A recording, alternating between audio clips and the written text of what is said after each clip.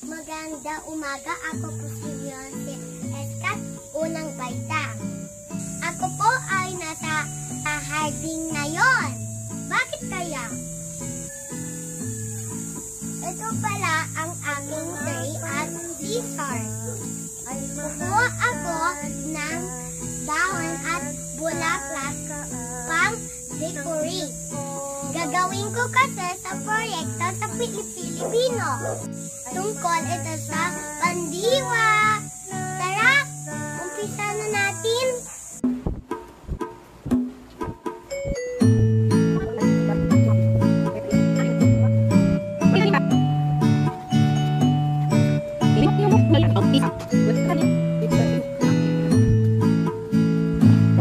Ang mga pandiwa ay mga salita na nagsasaad ng kilos o gawa.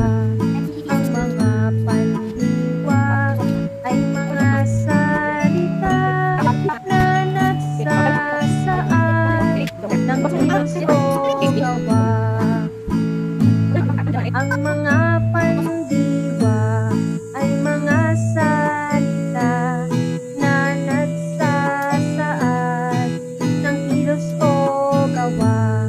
Ang mga pandiwa ay mga salita na nagsasaad ng kilos o gawa. Na nagsasaad ng kilos o gawa.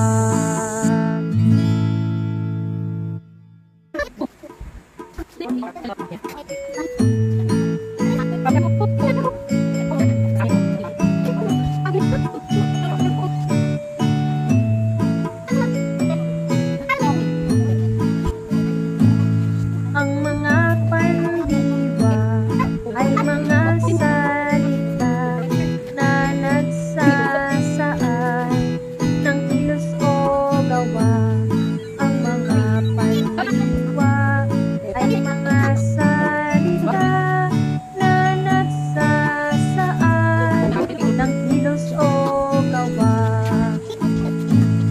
Ang mga pandiwa ay mga salita. Tapos na ako mag-decorate. Ano ba yung pandiwa? Yung pandiwa ay kilos. Meron ako 5 pandiwa na yon. Umiiyak, naglalakad, tumatakbo, natutulog, at kumakain. Muli ako po si Beyonce Escat, unang baitang. Bye-bye!